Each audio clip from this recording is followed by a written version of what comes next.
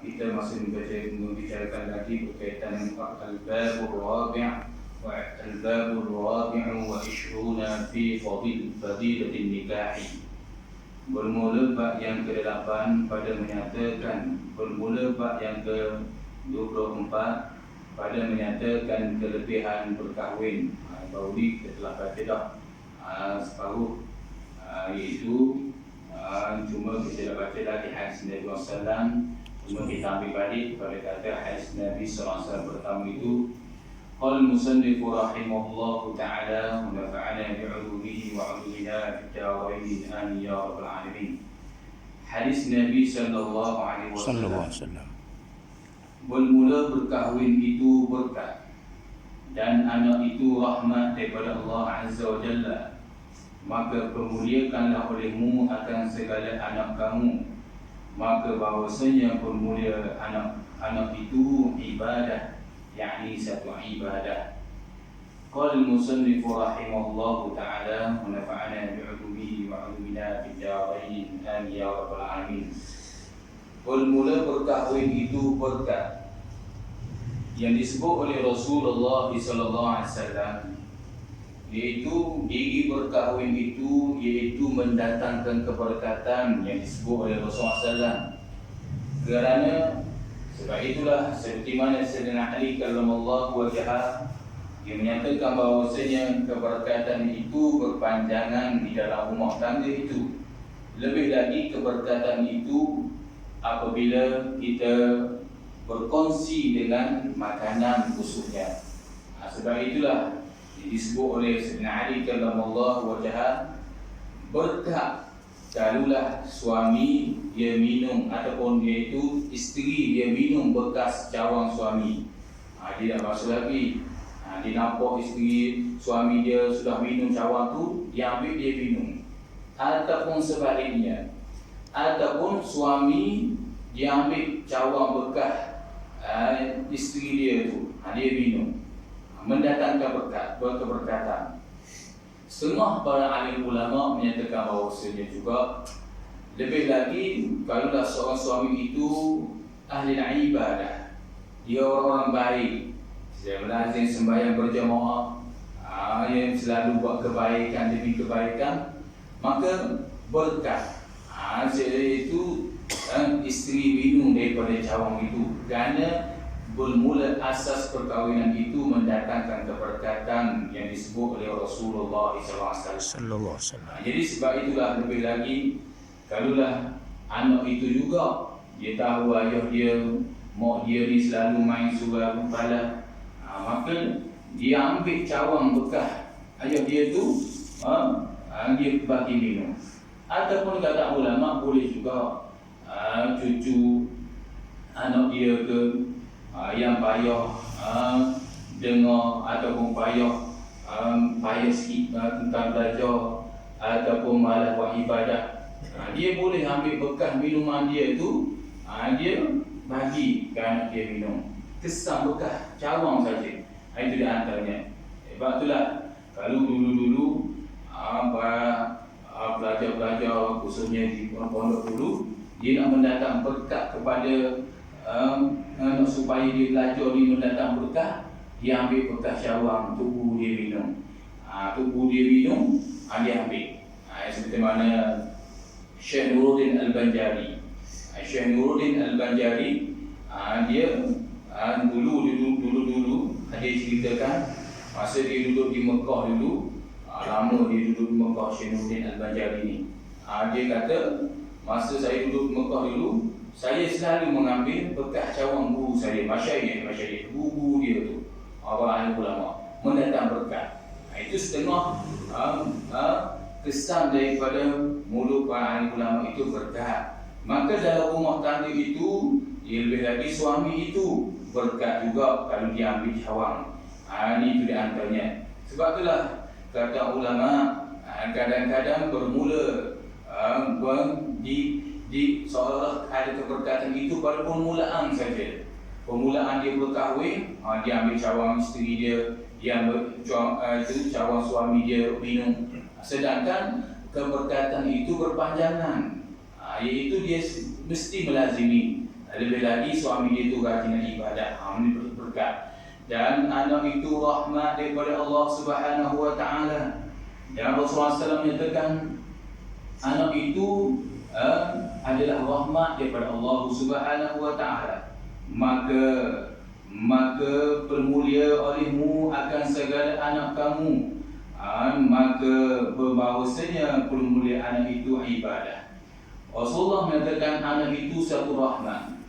Salah satu rahmat diturunkan di muka bumi ini iaitu diturunkan kepada anak. Seperti mana Abu Hurairah radhiyallahu anhu anin Nabi sallallahu alaihi wasallam qala inna lillahi mi'ata rahmah anzala minha rahmatan wahidan bainal jinni wal ins wal bahaimi wal hawami فيها فبهما يتعاطفون وبها يتراحمون وبما تعطف الوحش على ولدها وأخر الله عز وجل 99 رحمة يرحم بها عباده يوم القيامة متفق عليه.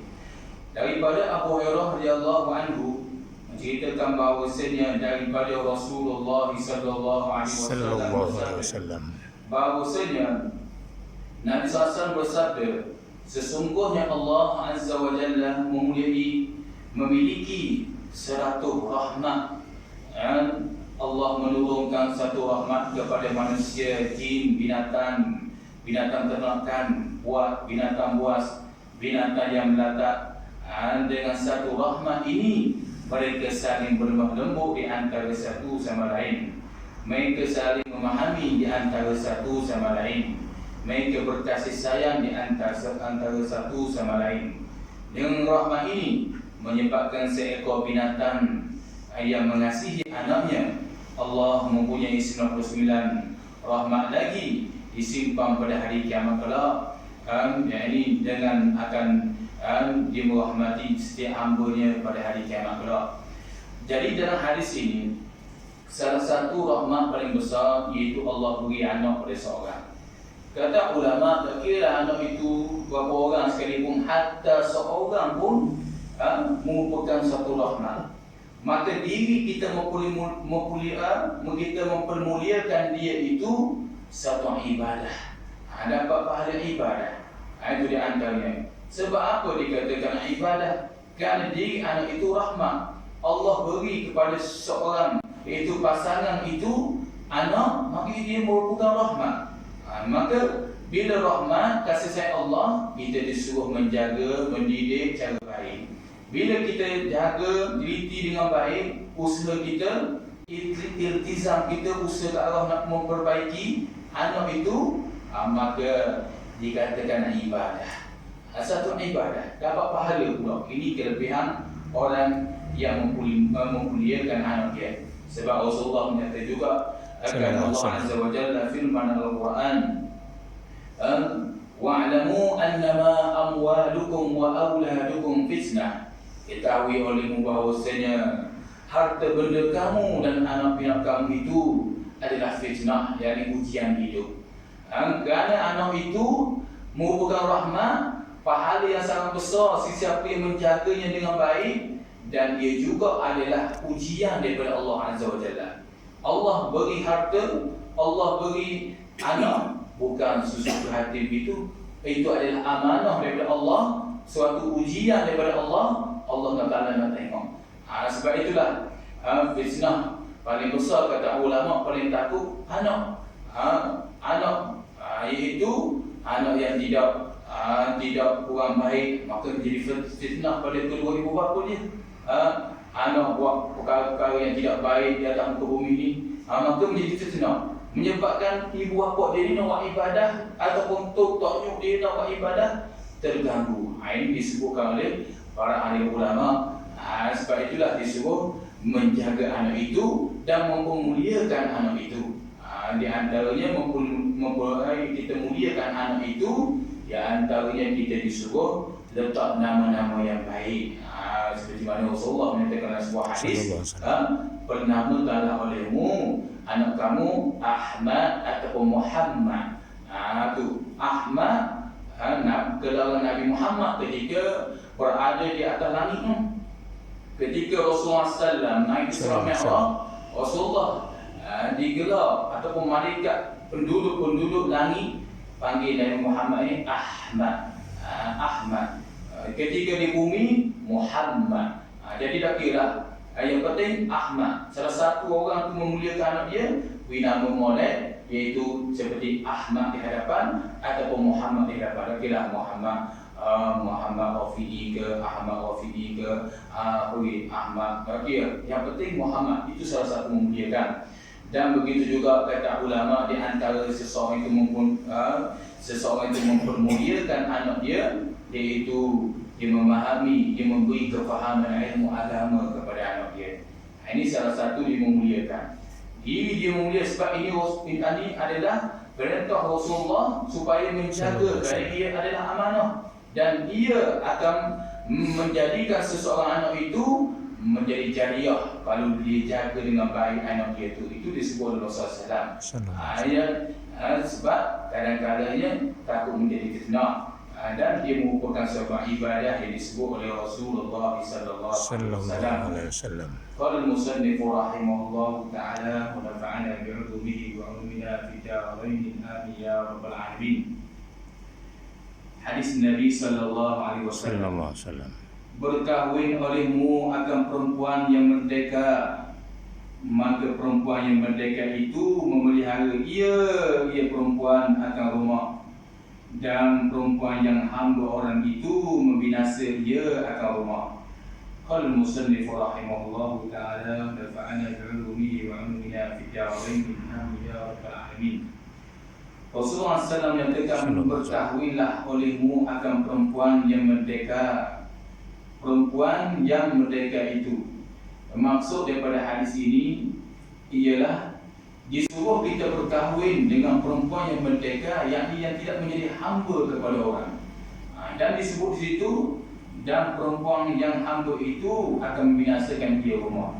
Yakni disuruh kita seorang berkahwin dengan perempuan yang merdeka ini, yang bebas daripada menjadi hamba orang. Pada zaman-zaman dulu ada sahaya, zaman Rasulullah ada jadi sahaya, ada jadi hamba orang. Bila menjadi hamba orang ni, kadang-kadangnya dia tidak sempat nak jaga tanggungjawab dia sebagai seorang isteri itu. Itu di antaranya. Kerana dia bertugas, itu di antaranya. Jadi sebab itulah perkara ini disebut oleh Rasulullah SAW, kerana kebanyakan bila jadi hamba orang ni, dia tidak kekal duduk rumah. Itu di antaranya. Cuma hadisnya di perbahasan dia juga, melainkan musyaqqah. Dia ada urusan kerja itu soal lain. Itu dibahaskan oleh seperti mana Syekh Ali Al-Juma'i rahimahullah ta'ala pun ada membahas hadis ini. Dia menyatakan kerana bekerja, kerana ada urusan luar itu dia masalah, kerana biizni zawjan, kerana dapat keizinan daripada suami dia dah, ada dia masalah. Walaupun dia kata dia khidmat kepada sesuatu dengan orang tu, itu di antaranya. Cuma Rasulullah menyatakan di sini, yakni isteri itu biar orang panggil tidak, maksud tidak menjadi hamba di sini, yakni tidak jadi hamba yang menghinakan suami dia ataupun sehingga membinasakan rumah dia. Banyak akhir zaman, banyak bahkan ada seorang Allah tu, ada 3 orang juga, dia cerita tentang isteri dia berumah baik-baik molek di tempat kerja lain pula. Dia jumpa tengok jalan dengan lelaki lain, bukan kawan sejabat dia, dengan lelaki lain, ada benda lain. Jadi hak ni lah kadang-kadang membinasakan rumah seseorang itu. Itu di antara disebut oleh Rasulullah sallallahu alaihi wasallam. Qala al-musannif rahimahullah ta'ala wa nafa'ana bi'ulumihi wa 'ulumina fi darain amin ya rabbal alamin.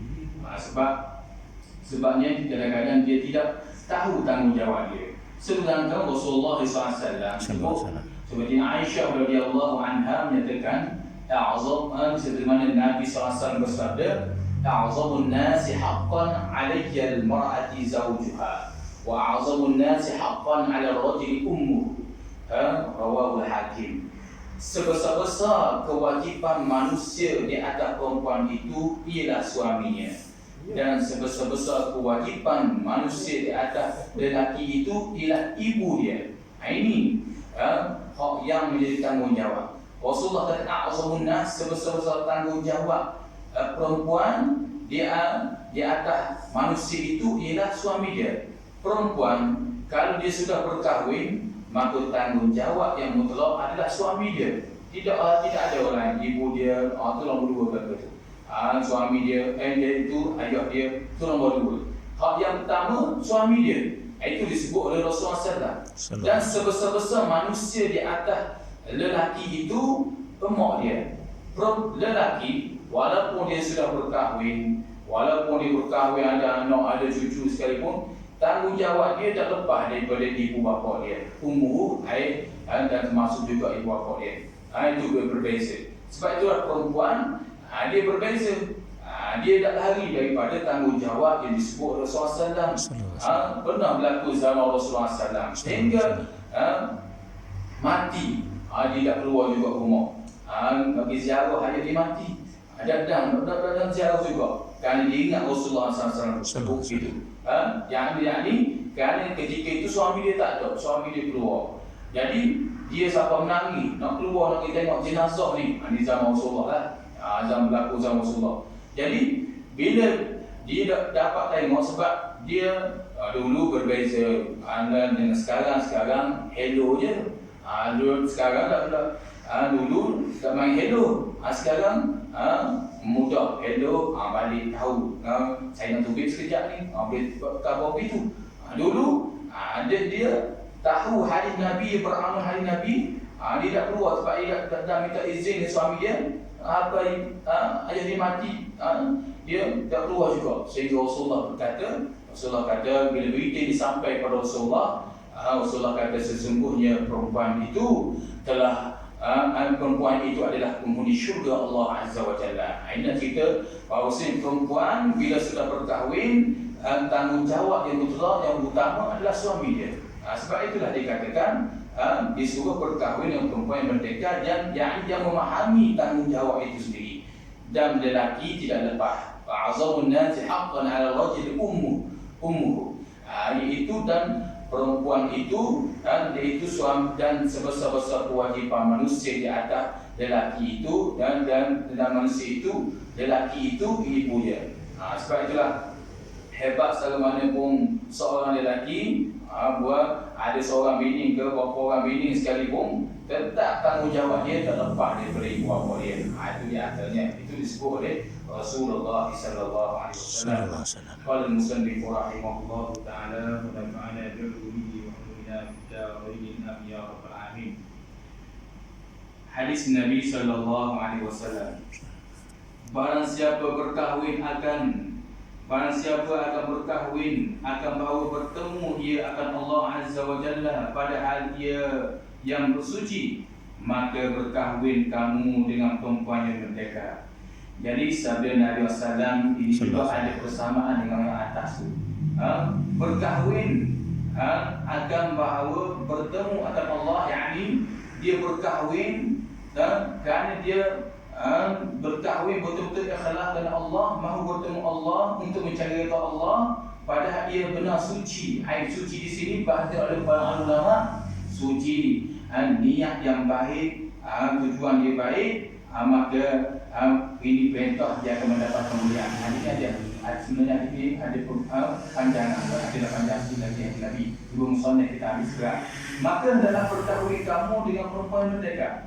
Jadi kalaulah kita tahu kita nak berkahwin, maka bila kita betul-betul ikhlas kerana Allah Azza wa Jalla, padahal niat kita juga suci, maka Rasulullah kata berkahwin dengan perempuan merdeka. Tengok merdeka yang ni bukan hambulah, yang sayukia, yang orang panggil yang cukup.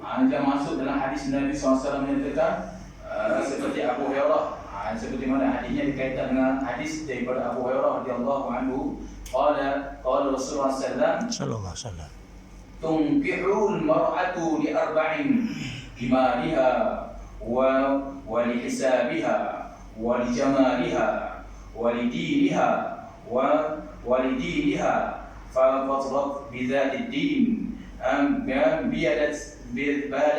Rawahu Bukhari. Hadis ini dikeluarkan Imam Bukhari rahimahullah taala. Rasulullah SAW berkata, dikahwinkan dengan perempuan itu kerana 4 perkara. Kerana hartanya, kerana keturunannya, kerana cantiknya, kerana agamanya. Tetapi hendaklah kamu cari yang beragama. Sesungguhnya rugi engkau jikalau perempuan yang tidak punya agama Allah Azza wa Jalla. Jadi dalam hadis ini ada kaitan dengan hadis perempuan yang merdeka itu, iaitu dia masuk dalam kata 4 gini. Ada 4 golongan ini. Pertama, kan Rasulullah kata walijah iaitu 4 perkara. Kerana hartanya ataupun kerana keturunannya. Kerana harta dia,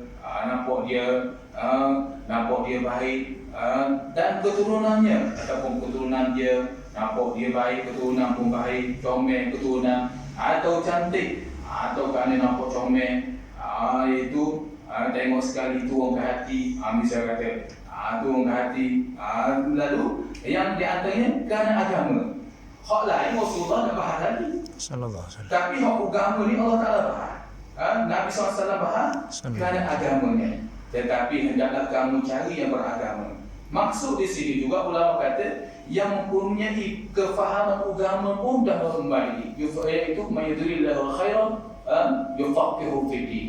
Apabila Allah Ta'ala nak ke seseorang itu jadi baik, maka diberi kefahaman agama. Itu di antaranya, itu di antara disebut oleh Rasulullah SAW. Yang penting akhlak. Walaupun perbahasan hadis ini ada perbahasan dia, di hadis lain Rasulullah kata yang terbaik di antara yang di antara yang orang baik sekali, di antara ahsanul khulqi, orang baik akhlak comel, akhlak baik. Kadang-kadang comel tapi akhlak bodoh, kadang-kadang keturunan baik tapi akhlak bodoh pula, tapi kadang-kadang agama dah comel dah tapi akhlak bodoh pula, kadang-kadang harta comel dah akhlak bodoh pula.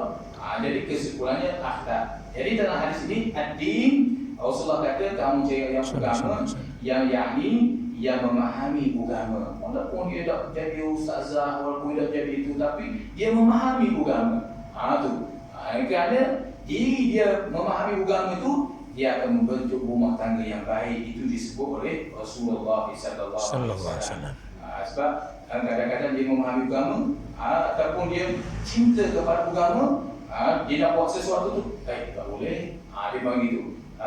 Aku nak ke anak suami aku ni tak baik, dia main begitu. Sekurangnya ada kefahaman agama tu, kesedaran pada diri itu, dan membajadi yang disebut oleh Rasulullah SAW.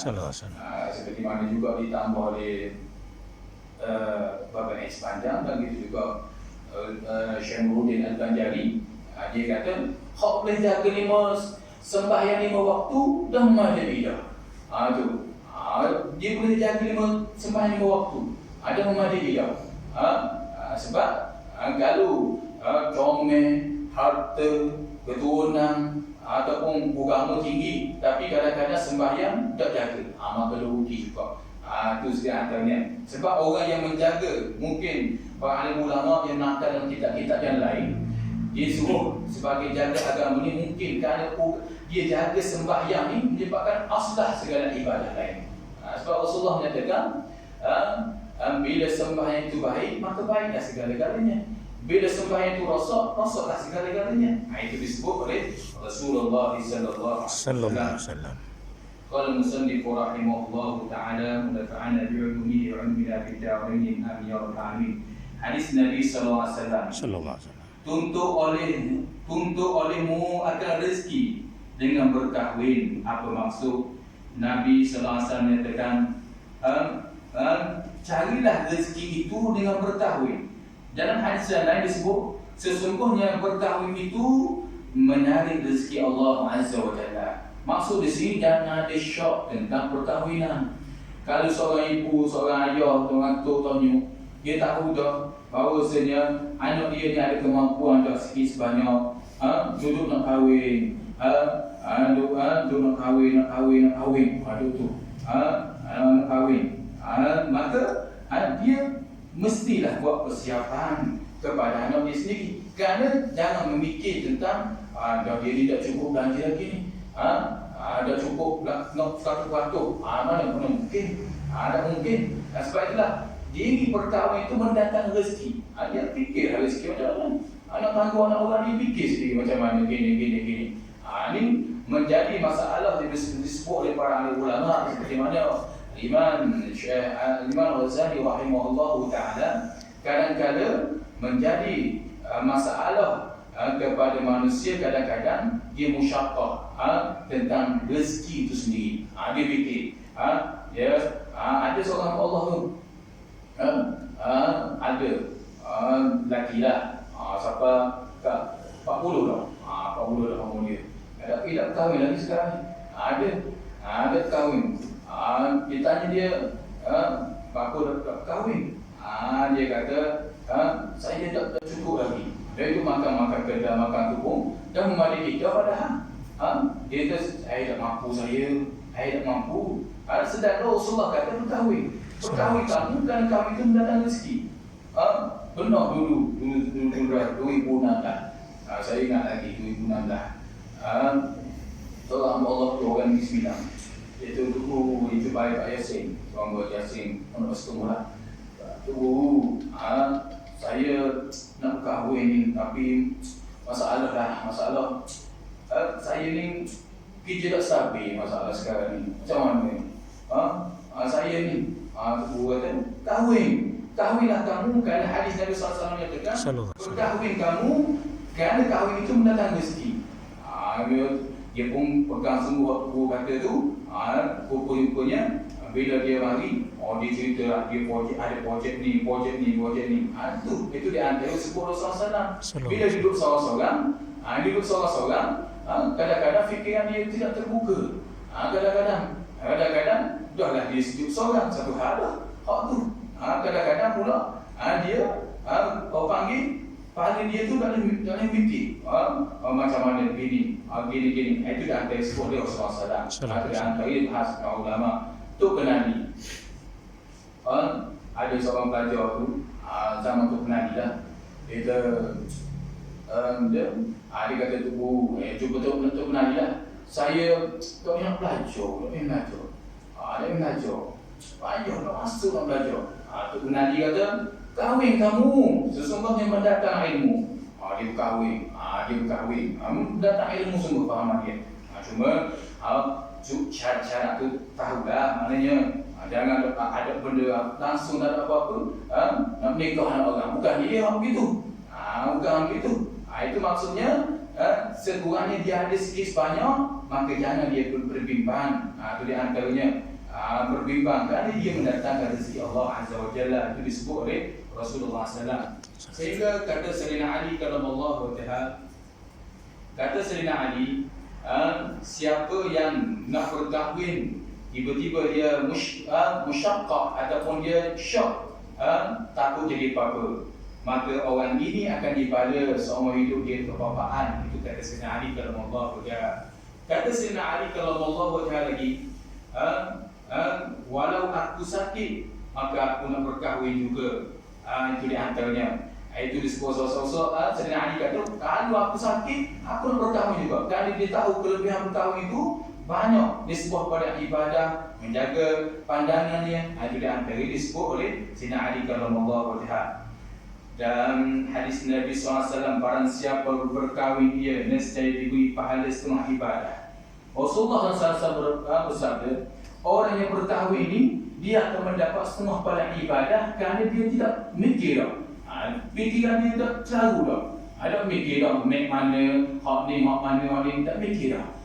Itu setengah ibadah. Bahkan orang berkahwin ini disebut dalam surah hadis Nabi SAW yang lain, ialah ibadah dia lebih berbanding dengan orang yang tidak berkahwin. Itu hadis yang sebelah tu, barang siapa berkahwin dia, maka sernya memelihara dia akan agamanya. Itu Jadi sebab itulah memang ada perbahasan dalam kitab fiqh, orang yang tidak berkahwin dengan orang yang berkahwin ketika menjadi imam.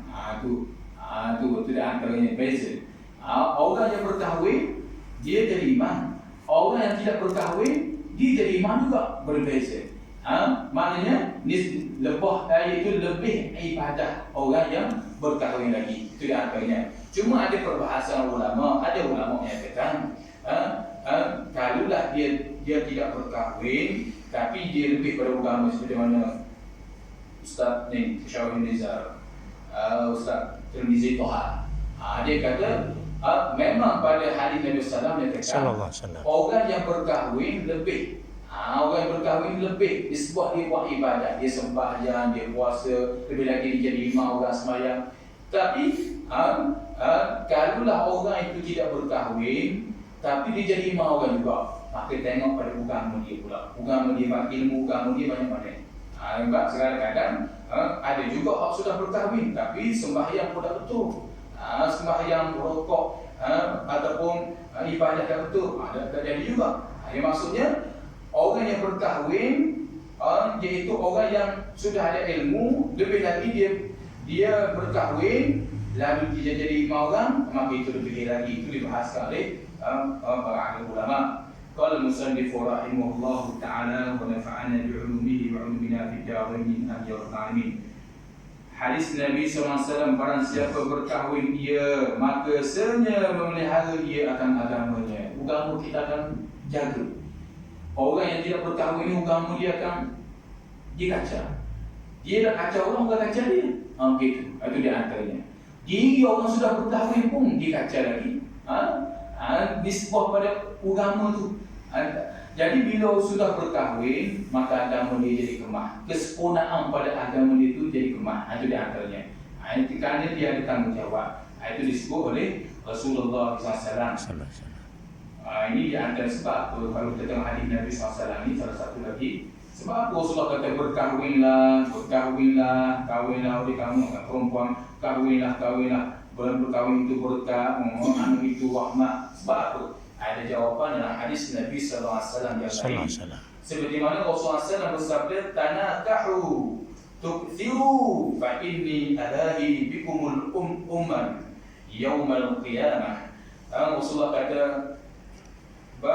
berkahwinlah kamu, banyaklah kamu berkahwin, nanti di akhirat kelak banyaklah umatku, kerana sebabnya aku nanti berasa bermuka-muka dengan kamu tentang banyaknya umat aku di kiamat kelak. Jadi Rasulullah bermuka-muka dan ada faham Faris Ainiyah dengan Nabi mentafsir hadis ini, dia kata Rasulullah nanti juga ajab itu. Maksudnya Rasulullah berasa iaitu gembira umat dia banyak di kiamat kelak. Rasulullah kata berkahwin, tujuan Rasulullah suruh berkahwin supaya umat dia semakin ramai. Sebab itulah orang yang anak ramai, maka dia anak ramai, maka di hari kiamat kelak juga dia akan mendapat kedudukan yang terpuji juga. Itu di antaranya anak dia hari ramai juru lah, bukan hal juru. Itu dibahaskan ulama. Kalau seorang dah juru, maka dah memadai dah tu. Kalau ramai tidak berjuru, ada jadi juga. Na'udzubillah min zalik. Ini bahaya. Disebut oleh Rasulullah sallallahu alaihi wasallam. Qala al-musannif rahimahullahu ta'ala wa nafa'ana bi'ulumihi wa 'ulumina fid darain amin ya rabbal alamin. Barang siapa memuliakan akan isterinya, maka senya memulia ia akan Allah Subhanahu wa ta'ala. Sabda Nabi sallallahu alaihi wasallam, barang siapa memuliakan akan isterinya, maka sesungguhnya ia memuliakan Allah Azza wa Jalla. Maka sesungguhnya ia memuliakan Allah Azza wa Jalla. Rasulullah sebut dalam hadis lain, ma aqrabun nisa illa karimun. Tidak ada yang memuliakan seorang perempuan itu melainkan seorang lelaki itu bersifat mulia. Rasulullah menyatakan seorang suami ataupun lelaki dia memuliakan perempuan, maka dia adalah seorang yang terpuji, yang mulia. Itu disebut oleh Rasulullah SAW. Sebab apa? Sebab perempuan ini dia satu hal akal dia pendek, dia kekuatan dia pun tak kuat, dan dia mudah bengkok, kefahaman dia pun, fikiran dia pun pendek. Walaupun dia mengaji tinggi hebat segala pun, fikiran dia panggil pendek juga. Dan ada kelemahan dia tu. Maka orang lelaki yang memuliakan dia, maka sebenarnya dia mulia Allah Azza wa Jalla. Itu disebut oleh Rasulullah SAW. Bahkan Rasulullah tersekala Rasulullah hampir wafat, Rasulullah menyatakan, pemuliakanlah kamu akan perempuan, kerana sesungguhnya orang-orang yang tidak memuliakan perempuan itu, dia bukan di kalangan umatku. Itu di antaranya. Lebih lagi ahli keluarga dia, isteri dia, yang perempuan itu di antara disebut Rasulullah SAW. Qala al-musannif rahimahullahu ta'ala, hadis Nabi SAW, bermula kejahatan kamu itu yang bujang kamu.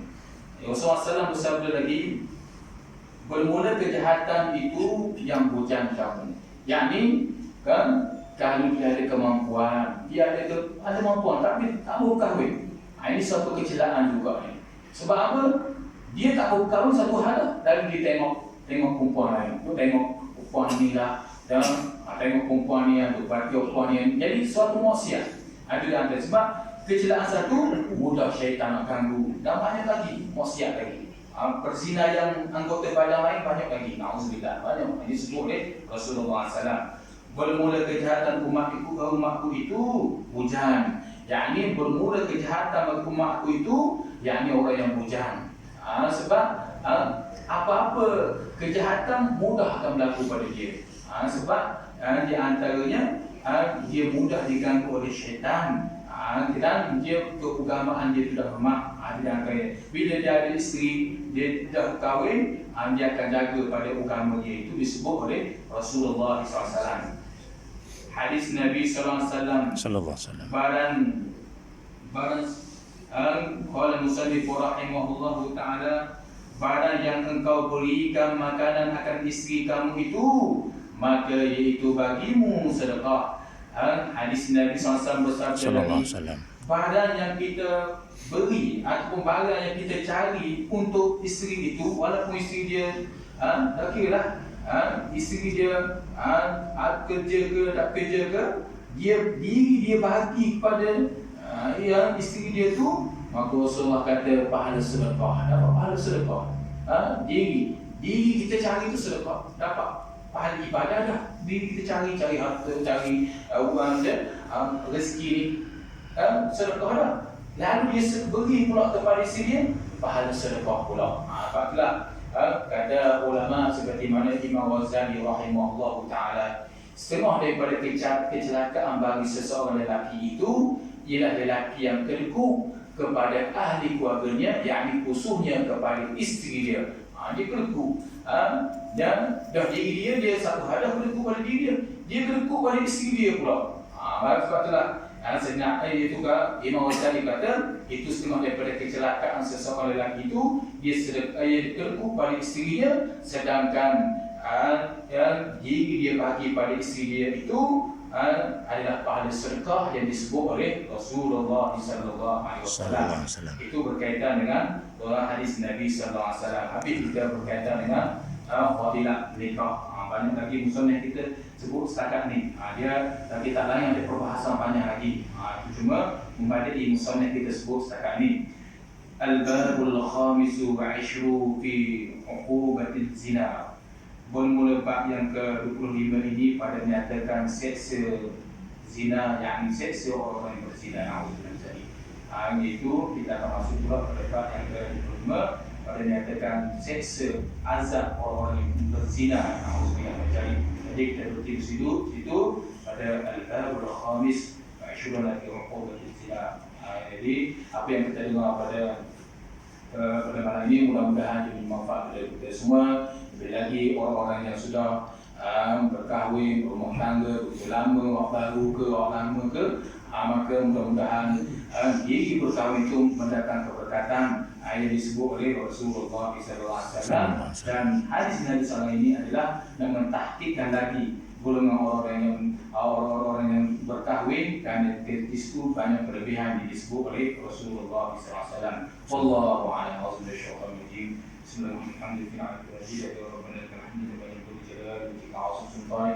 اللهم اجعل هذا لمقام وتفرقنا ببعد فرقا معصوما ولا تجعل له فينا لمعنا شقيا اللهم الاخر كلامنا من الدنيا عند تهدينا قوم لا اله الا الله لا اله الا الله محمد صلى الله عليه وسلم الحق ربنا اتنا في الدنيا حسنه وفي الاخره حسنه وقنا عذاب النار وصلى الله وسلم وعلى اله وصحبه وسلم والحمد لله رب العالمين. السلام عليكم ورحمه الله تعالى وبركاته.